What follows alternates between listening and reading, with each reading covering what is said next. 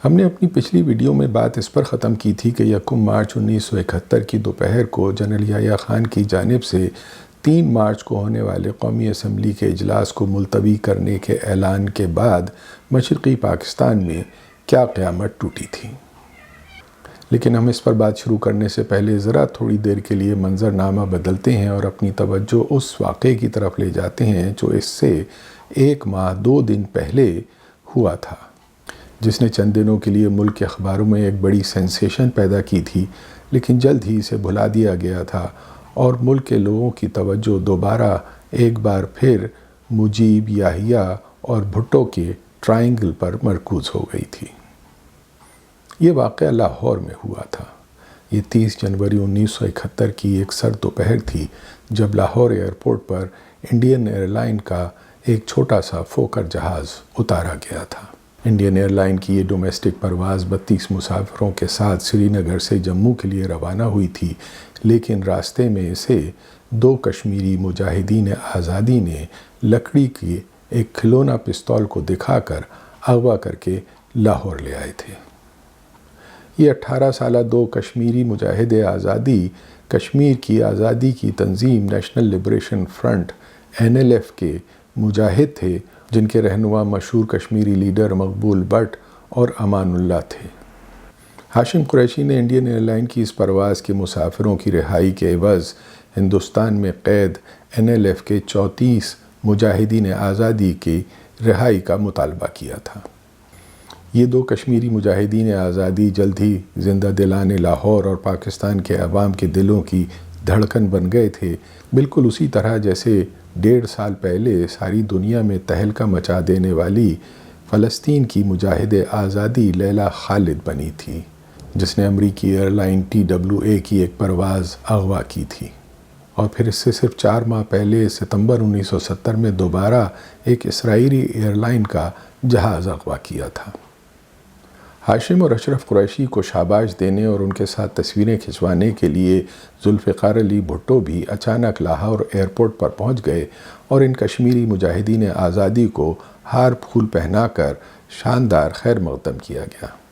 جلد ہی حکومت پاکستان نے ہندوستان کی اس پرواز کے تمام مسافروں کو ایک خراش لگے بغیر رہا کرا کے بحفاظت ہندوستان روانہ کر دیا۔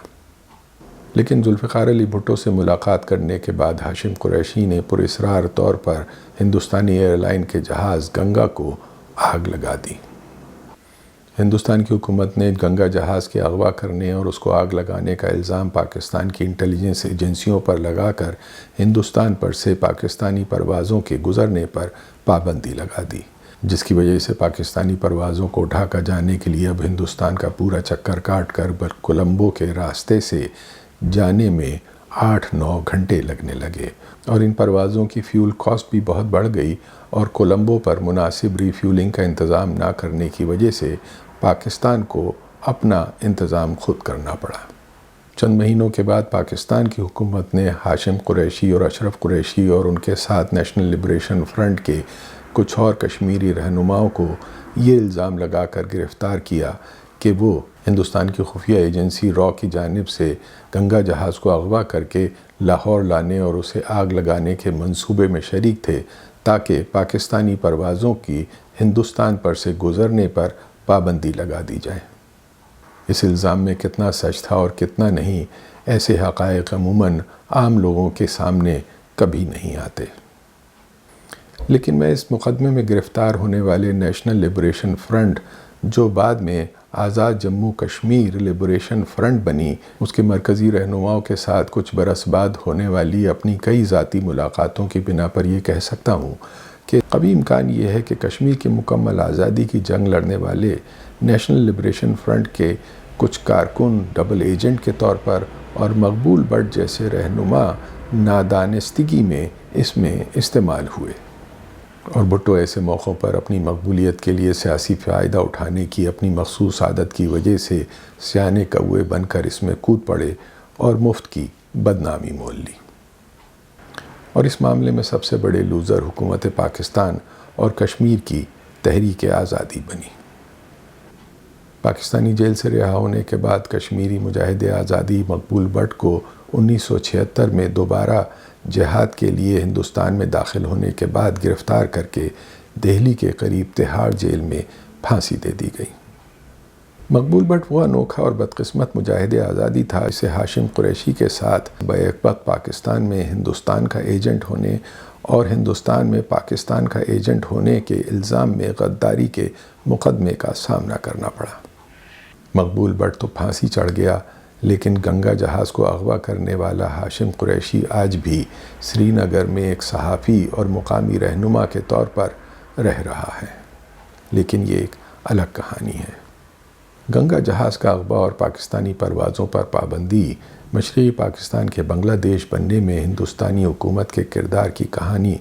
جو جنوری 1963 میں مجیب الرحمان کے خط پر نہرو کے جواب سے شروع ہوئی تھی، اس کے آخری ایکٹ کا اسٹیج سیٹ کرنے کے لیے یہ ہندوستانی حکومت کی جانب سے پہلا قدم تھا جو اس نے فروری 1971 میں اٹھایا تھا۔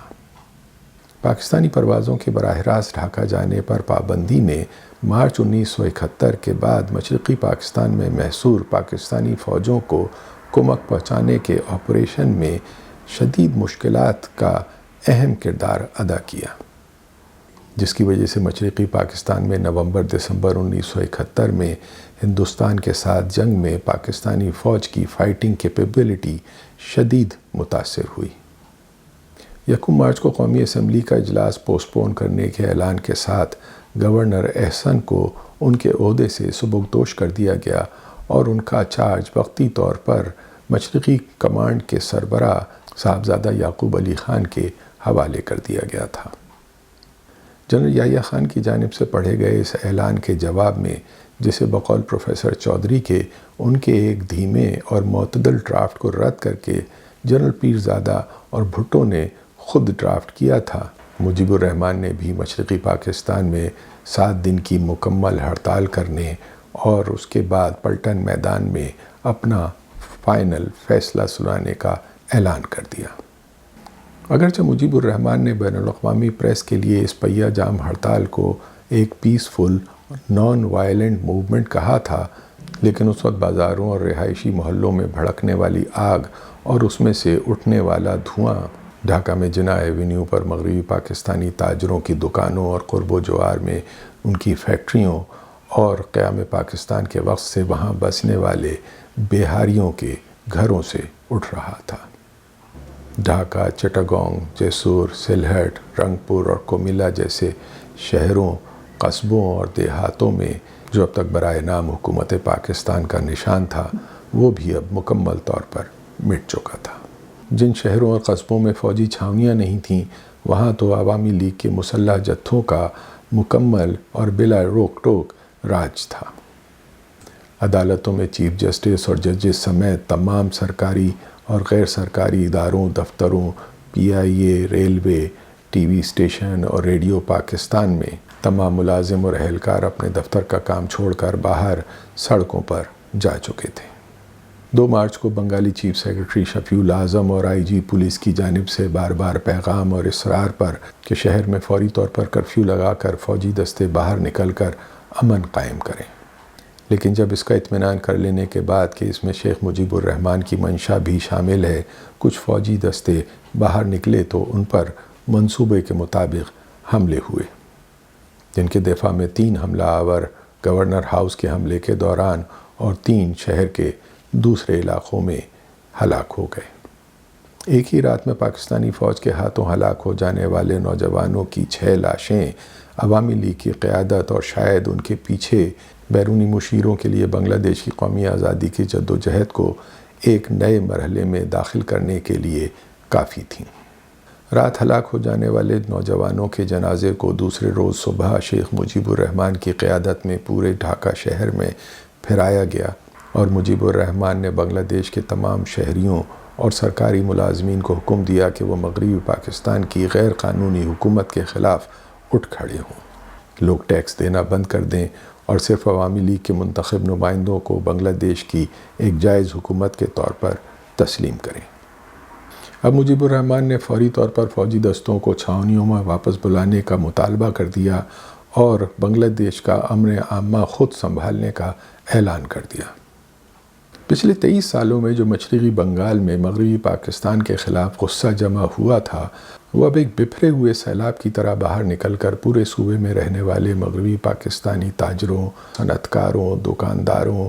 اور سرکاری اور نجی تجارتی اداروں، دکانوں اور فیکٹریوں میں ملازمت کرنے والے مغربی پاکستانی، پنجابی، پٹھان اور بہاری افسروں، کلرکوں، مزدوروں اور چوکیداروں کے سر پر ایک سی قیامت بن کر ٹوٹ رہا تھا۔ بلا شبہ یہ ایک ہجوم کی شکل میں لوگوں میں اجتماعی درندگی کا وہ مظاہرہ تھا جو ہمیں عام طور پر ان کے اندر بڑے عرصے سے دبے ہوئے نفرت اور غصے کے جذبات میں کسی اور کی طرف سے اشتعال دلانے اور ماچس کی تیلی دکھانے کی صورت میں ظاہر ہوتا ہے۔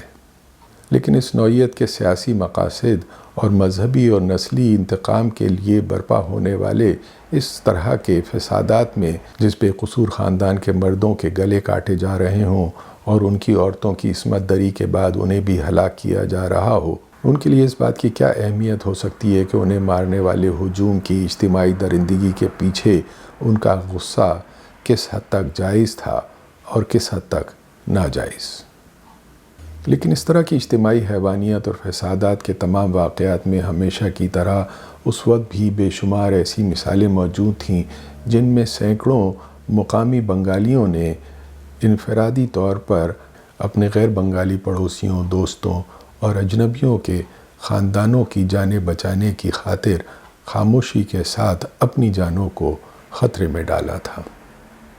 یہ 1947 میں تقسیم ہندوستان کے وقت ہونے والے ہولناک فسادات اور رونگٹے کھڑے کر دینے والی بربریت کا منظر تھا جو ایک بار پھر اسی فیروسٹی کے ساتھ دہرایا جا رہا تھا، جس کو جہاں چھپنے کی جگہ مل رہی تھی وہ وہاں چھپنے پر مجبور ہو رہا تھا، اور جن کے لیے ممکن تھا وہ فوجی چھاؤنیوں کے گھروں کے پھاٹک کے اندر اور ان کے برآمدوں میں پناہ لے رہے تھے۔ ڈھاکہ کے علاوہ خاص طور پر چٹاگونگ اور دوسرے شہروں میں غیر بنگالی ان فسادات کا نشانہ بن رہے تھے۔ ایک اندازے کے مطابق 3 مارچ کی رات کو صرف چٹاگونگ میں فیروز شاہ کالونی میں 700 گھروں میں آگ لگائی گئی تھی اور ان کے مکین عورتوں اور بچوں سمیت اس آگ میں اپنے گھروں سمیت جل گئے تھے۔ لیکن ان تمام واقعات کی خبریں اس وقت کے پاکستانی اور بین الاقوامی اخباروں کی شہ سرخیاں کیوں نہیں بنی؟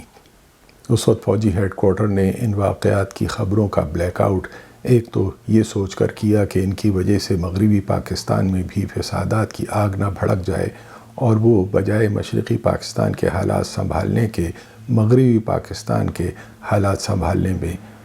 الجھ جائیں، اور دوسرے شاید انہوں نے اس وجہ سے بھی پردہ پوشی کی کہ دنیا پر یہ ظاہر نہ ہو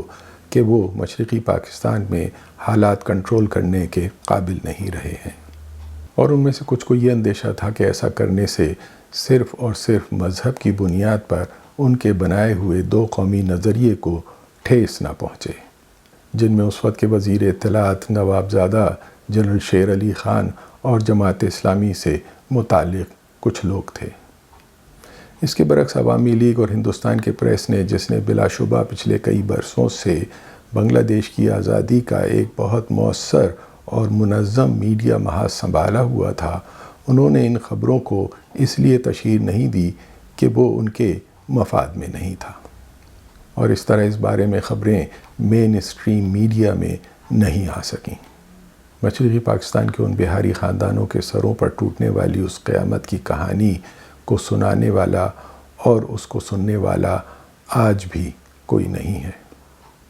اس وقت بین الاقوامی پریس میں ان معدود چند رپورٹوں کے شائع ہونے پر جو ایک بہت طاقتور ہندوستانی پریس کے ساتھ کلوزلی لنکڈ میڈیا سسٹم کا حصہ نہیں تھے، ان پر کسی نے بھی توجہ نہیں دی یا ان پر یقین نہیں کیا یا انہیں بہت جلد بھلا دیا گیا۔ جس طرح امریکہ کے روزنامہ کرسچن سائنس مانیٹر اور ملواکی جرنل کی 14 مارچ 1971 کی اشاعت میں ایک رپورٹ میں لکھا تھا کہ ڈھاکہ سے آنے والی اطلاعات بتا رہی ہیں کہ عوامی لیگ کی ہڑتال کے اعلان کے بعد بڑے پیمانے پر موب وائلنس، لوٹ مار اور قتل و غارت پھیل رہا ہے۔ مشرقی پاکستان میں مغربی پاکستانیوں کی ملکیت میں پراپرٹی کی تباہی بڑے پیمانے پر ہوئی ہے۔ اسی طرح برطانیہ میں ایڈنبرگ سے شائع ہونے والے روزنامہ اسکاٹس مین میں 8 جولائی 1971 کی ایک رپورٹ میں کہا گیا کہ ایک اندازے کے مطابق 2 مارچ سے 25 مارچ کے دوران انتہا پسندوں نے تقریباً 1 لاکھ لوگوں کو قتل، عورتوں کا زنا کیا اور انہیں جلایا۔ ان واقعات نے اتنی شدت اختیار کی کہ اکا دکا مین اسٹریم میڈیا میں بھی اس کی خبریں آنی شروع ہو گئی تھیں۔ جیسے لندن ٹائمز نے اپنی 6 اپریل 1971 کی اشاعت میں لکھا تھا کہ اطلاعات کے مطابق گزشتہ ہفتے میں مشرقی پاکستان میں غصے میں بھرے ہوئے بنگالیوں نے تقسیم ہندوستان کے وقت بنگال میں بس جانے والے ہزاروں بے یار و مددگار مہاجروں کا قتل عام کیا ہے۔ حتیٰ کہ نئی دہلی سے شائع ہونے والے روزنامہ اسٹیٹسمین نے بھی اپنی 4 اپریل کی اشاعت میں لکھا کہ مشرقی حصے میں پھنس جانے والے 10 لاکھ غیر بنگالی جو ہمیشہ سے مشرقی اور مغربی حصوں کے درمیان پیدا ہونے والے تناؤ کا شکار بنے ہیں، اب یہ خطرہ محسوس کیا جا رہا ہے کہ بنگالی اپنا رخ اس بہت بڑی آبادی کی طرف پھیر کر انہیں اپنے انتقام کا نشانہ بنا رہے ہیں۔ لیکن ڈھاکہ کے مارشل لاء ہیڈ کوارٹر میں راولپنڈی سے آنے والی ہدایت صرف اتنی تھی کہ عوامی لیگ کو اشتعال دلانے والا کوئی قدم نہیں اٹھایا جائے۔ ویسے بھی ڈھاکہ میں اب فوجی کمانڈر اس نتیجے پر پہنچ چکے تھے کہ نومبر 1970 میں الیکشن سے پہلے مشرقی پاکستان میں کسی ہنگامی صورت کے لیے بنائے گئے روٹین فوجی اقدامات کا آپریشن بلٹس اب اتنے بڑے پیمانے پر ریوولٹ کی صورت میں قابل عمل اور فیزیبل نہیں رہا تھا۔ ان کے خیال میں اب کوئی اور راستہ نہیں رہا تھا کہ جنرل یحییٰ خان اپنے پروگرام کے مطابق 15 مارچ کو ڈھاکہ آنے کے بجائے فوری طور پر آئیں اور مجیب الرحمان کے ساتھ کوئی سیاسی سیٹلمنٹ کی کوشش کریں۔ اس وقت جنرل صاحبزادہ یعقوب علی خان نے بار بار راولپنڈی پیغام بھیجا اور پھر خود جنرل پیرزادہ کو فون کر کے بتایا کہ اگر صدر جنرل یحییٰ خان نے فوری طور پر ڈھاکہ آ کر سیاسی گفت و شنید کا راستہ اختیار نہیں کیا تو ان کے پاس اپنی ذمہ داریوں سے استعفیٰ دینے کے علاوہ اور کوئی راستہ نہیں رہے گا۔ لیکن راولپنڈی میں ان کے بارے میں یہ تاثر پیدا کیا گیا کہ وہ ڈر کر بکری بن گئے ہیں، اور 5 مارچ کی رات کو جنرل یحییٰ خان نے جنرل یعقوب خان کو ٹیلی فون کر کے صرف اتنا بتایا کہ اب ان کا پروگرام بدل گیا ہے اور وہ 15 مارچ کو بھی ڈھاکہ نہیں آئیں گے۔ یہ وہ رات تھی جب جنرل یعقوب خان نے بھاری دل کے ساتھ فوج سے استعفیٰ دیا تھا۔ اس رات ان کے ساتھ ان کے GOC major general Khadim Hussain راجہ اور میجر جنرل راؤ فرمان علی نے بھی ان کے ساتھ استعفیٰ دینے کی پیشکش کی، لیکن جنرل یعقوب خان نے ان کو یہ کہہ کر روک دیا کہ یہ فوجی ڈسپلن کے قطعی خلاف ہے کہ وہ سب مل کر استعفیٰ دیں۔ شیخ مجیب الرحمان نے 7 مارچ کو اپنے پلٹن میدان کے ایک بہت بڑے جلسے سے ایک رات پہلے GOC جنرل خادم حسین راجہ کو ان کے گھر پر ایک بار پھر یہ پیغام بھیجا کہ ان کے اوپر پارٹی کے انتہا پسندوں کی طرف سے بنگلہ دیش کی آزادی کے یونیلیٹرل ڈیکلیریشن آف انڈیپینڈنس کے اعلان کرنے کا بہت زیادہ دباؤ ہے، اس لیے فوجی دستے بھیج کر انہیں ان کے گھر دھان منڈی سے گرفتار کر لیں۔ جنرل خادم راجہ کے مطابق اس پیغام کا مطلب انہوں نے یہ سمجھا کہ مجیب الرحمان دراصل بنگلہ دیش کی آزادی کے اپنے اعلان کے بارے میں ان کے رد عمل کو جانچ رہے ہیں، ورنہ وہ بہت اچھی طرح جانتے تھے کہ کوئی تھوڑا سا بھی سمجھدار شخص شیخ مجیب کو اس طرح گرفتار کرنے کے لیے جلتی آگ پر تیل چھڑکنے نہیں پہنچ جائے گا۔ اس لیے انہوں نے پیغام بھجوایا کہ وہ شیخ مجیب الرحمان کو بہت محب وطن سمجھتے ہیں اور امید کرتے ہیں کہ وہ اس طرح کوئی اعلان نہیں کریں گے، ورنہ دوسرے روز پلٹن میدان پر ان کے مسلح فوجی دستے موجود ہوں گے اور وہ بغاوت کے کسی اعلان پر اسے پوری طاقت کے ساتھ کچلنے کے لیے تیار ہوں گے، چاہے اس کے لیے انہیں پورے ڈھاکہ شہر کو زمین بوس نہ کرنا پڑے۔ شاید اس سخت پیغام کی وجہ سے دوسرے روز پلٹن میدان کے جلسے میں مجیب الرحمان نے اپنے سارے غصے اور الگ راستہ اختیار کرنے کی دھمکی کے باوجود بنگلہ دیش کی آزادی کا اعلان کرنے سے اپنے آپ کو روکے رکھا، جس کی اس روز ان سے عام توقع کی جا رہی تھی۔ جس وقت ڈھاکہ میں یہ ہو رہا تھا اس وقت میجر جنرل راؤ فرمان علی راولپنڈی پہنچ چکے تھے،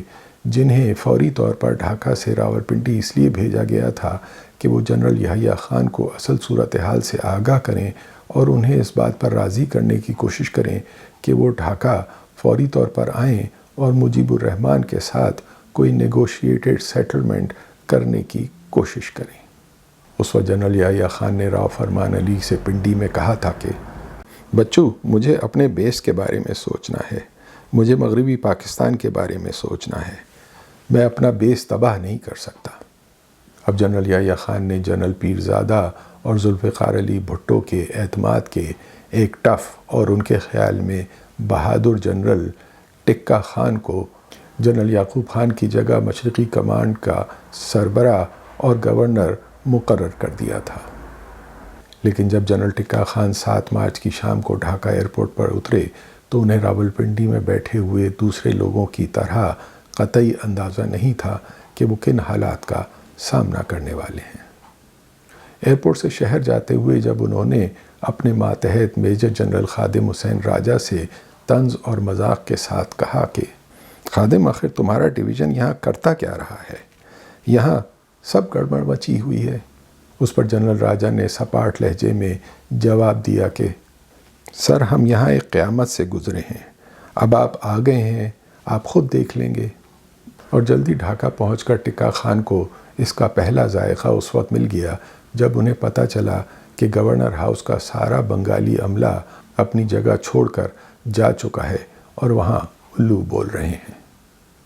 دوسرے روز مشرقی پاکستان کے چیف جسٹس بدر الدین احمد صدیقی سمیت ہائی کورٹ کے تمام ججز نے ٹکہ خان کو گورنر کی حیثیت سے حلف اٹھوانے سے صاف انکار کر دیا۔ اس روز جب جنرل یعقوب خان جنرل ٹکہ خان کو مشرقی کمانڈ کے سربراہ اور مارشل ایڈمنسٹریٹر کے عہدے کا چارج اور انہیں حالات کے بارے میں بریفنگ دے کر جب کمرے سے باہر نکلے تو ISPR کے میجر صدیق سالک نے ان سے پوچھا کہ ٹکہ خان کے ساتھ ان کی بریفنگ کا کیا نتیجہ نکلا؟ تو بقول صدیق سالک جنرل یعقوب نے ان کے کندھوں پر نرمی سے ہاتھ رکھ کر بس داغ کا یہ شعر پڑھا اور آگے بڑھ گئے۔ نہیں کھیل ہے داغ یاروں سے کہہ دو کہ آتی ہے اردو زباں آتے آتے۔ جب جنرل ٹکہ خان نے چیف سیکرٹری شفیع الاعظم کو خود فون کر کے ان سے حلف اٹھانے کی تقریب کا انتظام کرنے کے لیے کہا تو انہوں نے بھی 10 بہانوں کے ساتھ معذرت کر لی۔ چیف جسٹس صدیقی نے بھی ان سے یہی کہا کہ آپ تو کچھ دنوں کے بعد یہاں سے چلے جائیں گے، لیکن ہمیں ساری زندگی یہیں رہنا ہے۔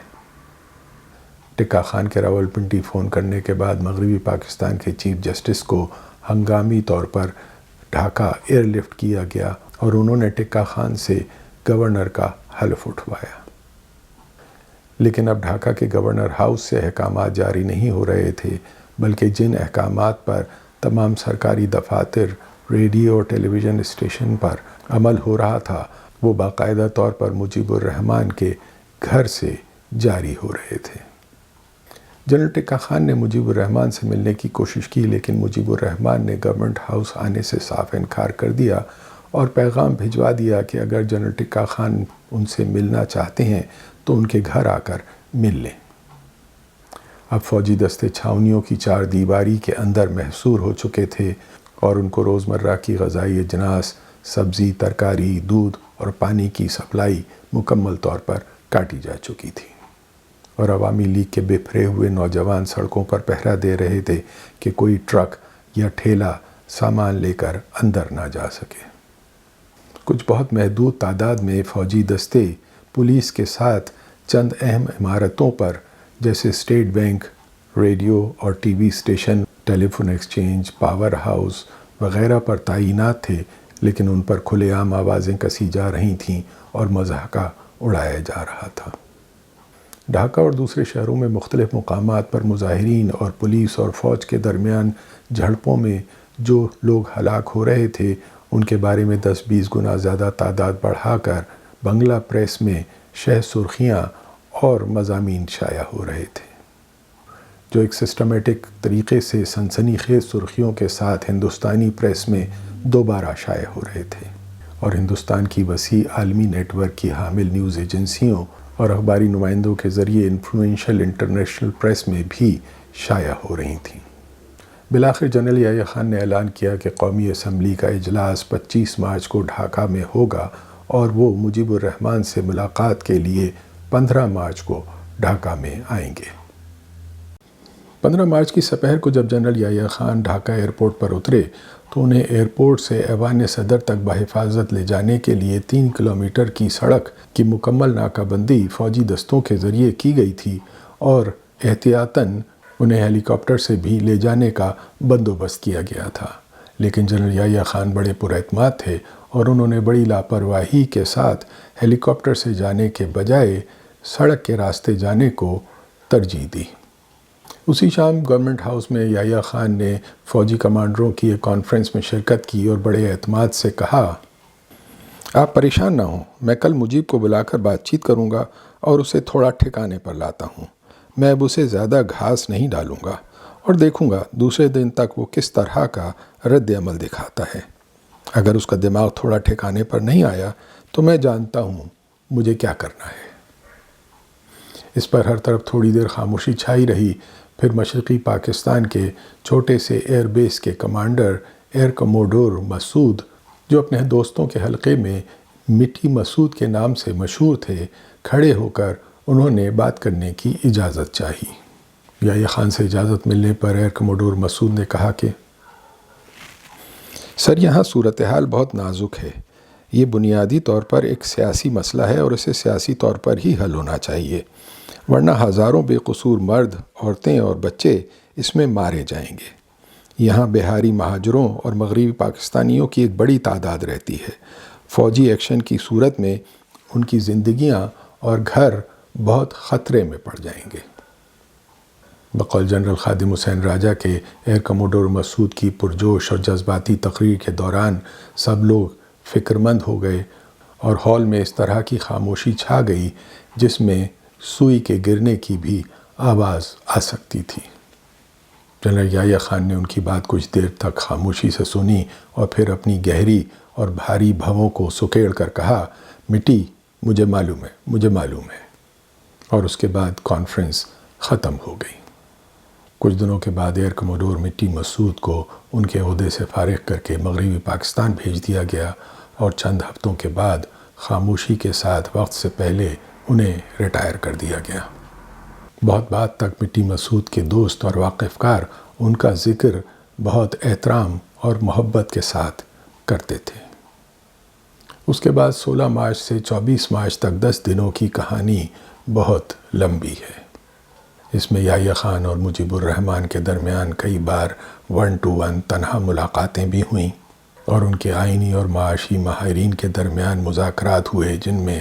مغربی پاکستان سے general Pirzada, chief justice AR Cornelius اور اقتصادی امور کے ماہر MM احمد، اور مشرقی پاکستان سے بیرسٹر کمال حسین، تاج الدین احمد اور نظر الاسلام شریک ہوتے تھے۔ ان میٹنگز میں مختلف ڈرافٹ تیار ہوتے تھے اور مسترد کیے جاتے تھے۔ یحییٰ خان اور مجیب الرحمان کے درمیان ایسے چبھتے ہوئے مکالمے بھی ہوئے جن میں کیا آپ صرف مغربی پاکستان کے صدر ہیں، اور اس کے جواب میں کیا آپ صرف مشرقی پاکستان کے وزیر اعظم ہیں، جیسے سوالات ہوتے تھے۔ 19 مارچ کے بعد مغربی پاکستان کے دوسرے سیاسی رہنماؤں کو بھی ڈھاکہ بلا لیا گیا، جن میں خان عبدالولی خان، مفتی محمود، ممتاز دولتانہ، سردار شوکت حیات اور غوث بخش بزنجو شامل تھے۔ ذوالفقار علی بھٹو 21 مارچ کو ایک اپنی بڑی ٹیم کے ساتھ پہنچے، جن میں JA رحیم، محمود علی قصوری، ڈاکٹر مبشر حسن اور غلام مصطفیٰ کھر شامل تھے۔ اب ڈھاکہ میں اس ذوالفقار علی بھٹو کا امتحان تھا جس نے ایوب خان کے لیے 1962 کا صدارتی طرز کا آئین بنایا تھا، اور پھر اسی ایوب خان کی مخالفت میں 1968 میں اگرتلہ سازش کے مقدمے میں مجیب الرحمان کے دفاع کے لیے اور ان پر لگائے گئے الزام کو جھوٹا ثابت کرنے کے لیے بیرسٹر کمال حسین کے ساتھ پیش ہوئے۔ آج وہی بھٹو اسی شیخ مجیب الرحمان کو پاکستان کا توڑنے والا ثابت کرنے کے لیے اپنی قانونی ماہرانہ رائے اور زباندانی کا جوہر دکھانے کے لیے ڈھاکہ پہنچے تھے۔ ان مذاکرات کے 9 دنوں میں جو لوگ ان میٹنگز میں شریک تھے، یا وہ لوگ جو ڈھاکہ میں موجود ہونے کی وجہ سے ان کے بارے میں کچھ تفصیلات سے واقف ہو رہے تھے، یا ملک کے وہ لاکھوں محب وطن شہری جو ملک کے سیاسی حالات سے تو کسی حد تک واقف تھے مگر ان مذاکرات کے اندر ہونے والی کارروائیوں سے بالکل بے خبر تھے۔ وہ سب ایک جیسے اپنے اپنے دل و جگر کو تھام کر لمحہ بلمحہ انتظار کر رہے تھے کہ قدرت حق نے جن لوگوں کے ہاتھوں میں اس وقت اس ملک کی تقدیر کا فیصلہ کرنے کا اختیار دیا تھا وہ کیا فیصلہ کرتے ہیں۔ جب یہ گفت و شنید ہو رہی تھی تو مشرقی پاکستان کی سڑکوں پر مغربی پاکستان کے خلاف عوامی لیگ کی میڈیا سیل کی مہم اپنے عروج پر تھی۔ 18 مارچ کو ڈھاکہ کے ایک اخبار دی پیپل میں ایک مضمون شائع ہوا جس کی سرخی تھی "ودرا ایلین باربرس آرمی"۔ دوسرے دن ڈھاکہ سے 15 میل دور پاکستانی فوج کے ایک بریگیڈ کمانڈر کے اوپر فائرنگ ہوئی۔ انہی دنوں فوج کا ایک نوجوان لیفٹیننٹ رنگپور میں بازار میں خریداری کرتے ہوئے ہجوم کے ہاتھوں قتل ہوا۔ اس کی لاش کا پیٹ چاک کر کے اسے سڑکوں پر گھسیٹا گیا۔ مسلح کارروائیوں کے ان واقعات پر فوجی جوانوں اور افسروں میں شدید غصہ پھیل جانے کے باوجود جنرل یحییٰ خان نے سختی کے ساتھ ہدایت کی کہ کوئی فوجی ایکشن نہ لیا جائے کیونکہ اس وقت وہ مجیب الرحمن کے ساتھ گفتگو میں بہت نازک مرحلے پہ ہیں۔ شیخ مجیب الرحمن نے اب 25 مارچ کو قومی اسمبلی کے اجلاس میں شریک ہونے سے انکار کر دیا اور مطالبہ کیا کہ مشرقی اور مغربی پاکستان کی 2 الگ الگ قومی اسمبلیوں کا اجلاس طلب کیا جائے۔ یحییٰ خان نے ولی خان اور غوث بخش بزنجو اور دوسرے مغربی پاکستانی رہنماؤں کو شیخ مجیب الرحمن کے پاس بھیجا کہ وہ ان کو راضی کریں کہ قومی اسمبلی کے اجلاس میں شریک ہوں، لیکن انہوں نے بھی شیخ مجیب الرحمن سے ملاقات کے بعد واپس آ کر معذرت کر لی کہ مجیب الرحمن اس اجلاس میں شریک ہونے پر تیار نہیں ہیں۔ ان سے جب یحییٰ خان نے پوچھا کہ پھر میں کیا کروں تو انہوں نے کہا کہ آپ صدر ہیں، اپنی ڈیوٹی پوری کریں۔ 23 مارچ کو یوم پاکستان کے دن ڈھاکہ کی گنتی کی چند عمارتوں پر لہرانے والا پاکستان کا پرچم اس سال بہت تنہا تھا۔ پورے مشرقی پاکستان کی عمارتوں اور گھروں پر بنگلہ دیش کا پرچم لہرا رہا تھا۔ عوامی لیگ نے وہ دن یوم مزاحمت کے طور پر منایا جس میں سڑکوں پر قائد اعظم محمد علی جناح کی تصویروں اور پتلوں کو جلایا گیا۔ ڈھاکہ ریڈیو اور ٹیلی ویژن سے سونار بنگلہ اور بنگلہ دیش کے ترانے نشر ہوئے اور شیخ مجیب الرحمن نے دھان منڈی میں اپنے گھر پر جسے اب ایوان صدر کا نام دیا گیا اس پر بنگلہ دیش کا جھنڈا لہرا کر عوامی لیگ کے نوجوانوں کے ایک دستے سے باقاعدہ سلامی لی۔ عوامی لیگ کے ماہرین کی طرف سے پیش کیے جانے والے مطالبے اب روز بروز پہلے سے زیادہ سخت اور مغربی پاکستان کی ٹیم کے لیے قبول کرنے کے لیے دشوار ہوتے جا رہے تھے۔ 24 مارچ کو عوامی لیگ کی ٹیم نے جو نیا ڈرافٹ پیش کیا وہ اب عوامی لیگ کے اوریجنل 6 نکات سے آگے بڑھ کر سبسٹینشلی تبدیل ہو چکا تھا اور اس میں مرکز کو اتنا موہوم کر دیا گیا تھا کہ بقول شاعر ہر چند کہیں کہ ہے نہیں ہے والا معاملہ ہو گیا تھا۔ مجھے احساس ہے کہ یہاں عوامی لیگ کے آخری ڈرافٹ کا پوائنٹ بائی پوائنٹ تجزیہ کرنے اور اسے عوامی لیگ کے اوریجنل 6 نکات کے ساتھ کمپیئر کرنے میں ہمیں کچھ ایسی آئینی تفصیلات میں جانا پڑے گا جو آپ میں سے شاید کچھ لوگوں کے لیے گراں ہو جائے، اس لیے میں اسے اسکپ کرتا ہوں۔ اب ایک ایک کر کے عوامی لیگ کے 6 نکات کے اکثر نکات کے ایسنس کو مغربی پاکستان کی ٹیم عملاً مانتی جا رہی تھی اور چند محض ٹیکنیکل تفصیلات اور ان کے طریقہ کار کے بارے میں اختلاف رہ گیا تھا، جیسے ڈھاکہ میں اسٹیٹ بینک جلد از جلد کب قائم ہو سکتا ہے یا کیا ماشاء اللہ آج ہی ختم کیا جائے جس سے ایک لیگل وائڈ پیدا ہو سکتا ہے،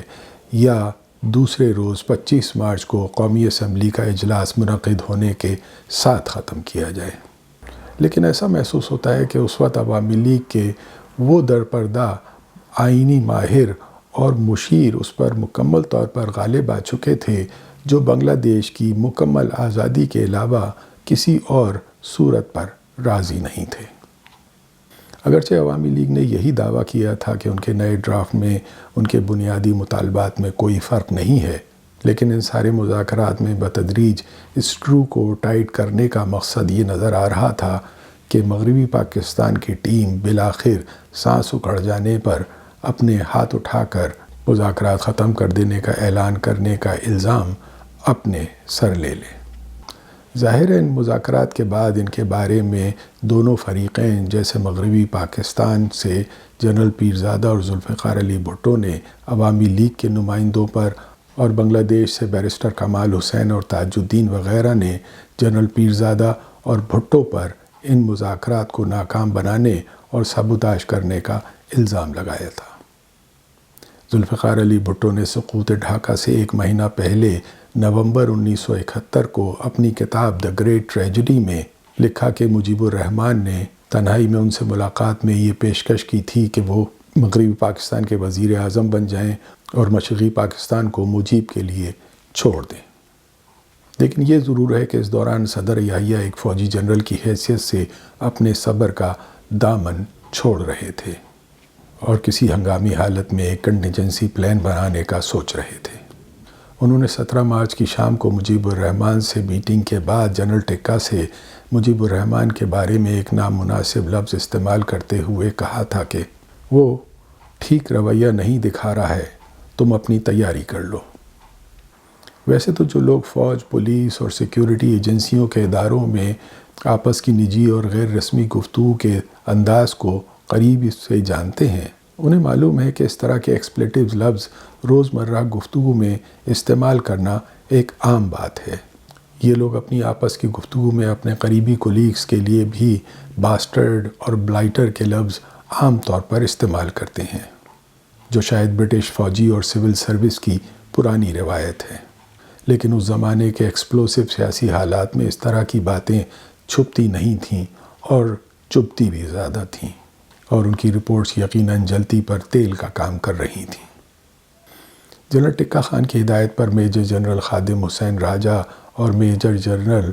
فرمان علی نے 18 مارچ کی صبح کو جلدی میں مشرقی پاکستان میں ایک کھلی اور عام بغاوت سے نمٹنے کے لیے فوجی ایکشن کا ایک پلان آپریشن سرچ لائٹ تیار کر لیا تھا،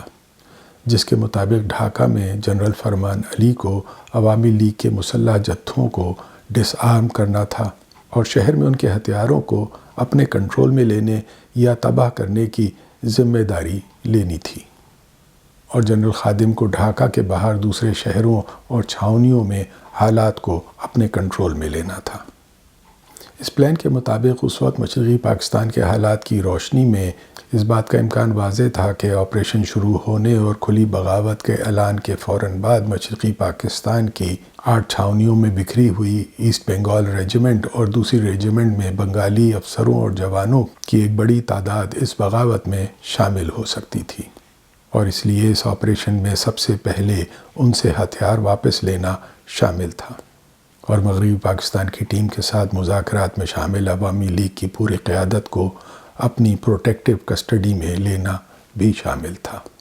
20 مارچ کی دوپہر کو جنرل یحییٰ خان اور جنرل عبدالحمید خان نے آپریشن سرچ لائٹ کی تفصیلات کو منظور کیا تھا،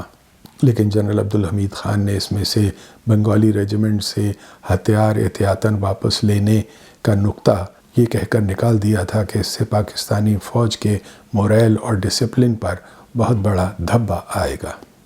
اور جنرل یحییٰ خان نے مذاکرات میں عوامی لیگ کے نمائندوں کو گرفتار کرنے کا نقطہ یہ کہہ کر نکال دیا کہ وہ نہیں چاہتے کہ اس وقت جب وہ مجیب الرحمن سے مفاہمت کی گفتگو کر رہے ہوں ان رہنماؤں کو گرفتار کیا جائے، کیونکہ اس سے لوگوں کا گفت و شنید کے راستے پر اعتماد ختم ہو جائے گا۔ اور یہ پلان اس وقت رول آؤٹ ہونا تھا جب عوامی لیگ کے ساتھ مذاکرات کی ناکامی کی صورت میں جنرل یحییٰ خان اپنا فائنل گو اہیڈ دیتے۔ عوامی لیگ کے ساتھ 24 مارچ کو مذاکرات کی عملاً ناکامی کے بعد یحییٰ خان نے 25 مارچ کو ڈھاکہ سے واپس جانے اور اپنی روانگی کے بعد اس وقت آپریشن سرچ لائٹ پر عمل شروع کرنے کی منظوری دے دی، جسے فوجی اصطلاح میں ایچ آور کا نام دیا گیا۔ اگرچہ رسمی طور پر عوامی لیگ کے ساتھ سیاسی مذاکرات ختم کرنے کا اعلان نہیں کیا گیا تھا، لیکن مغربی پاکستان سے آنے والے اکثر سیاسی رہنما 24 مارچ کی شام اور 25 مارچ کی صبح سے واپس جانا شروع ہو گئے تھے۔ 25 اور 26 مارچ کی رات ڈھاکہ شہر پر ایک بار پھر بہت بھاری گزرنی تھی۔ اس شام سے ہی شہر میں ایک عجیب طرح کی خاموشی طاری تھی، جس میں گھڑی کی ٹک ٹک بھی صاف سنائی دیتی ہے، جو ایک آنے والے طوفان کا پیش خیمہ ہوتی ہے۔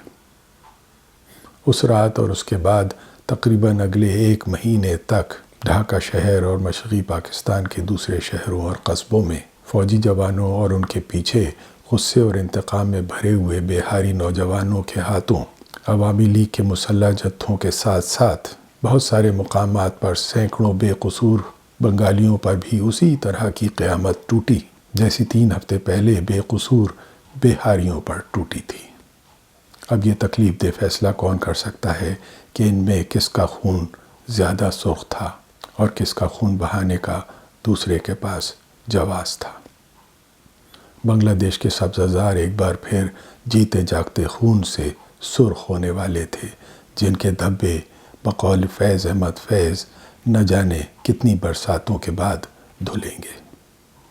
اس تکلیف دہ کہانی کے آخری باب کا اسٹیج سیٹ ہونے کے بعد کیا ہوا، ان ان اینڈنگ فالیز کا سلسلہ اب بھی جاری رہا، جو کچھ اور طاقتوں کے لیے ایک گاڈ سینڈ اپارچونٹی ثابت ہوا۔ اس کے بارے میں ہم گفتگو اپنی اگلی نشست میں کریں گے۔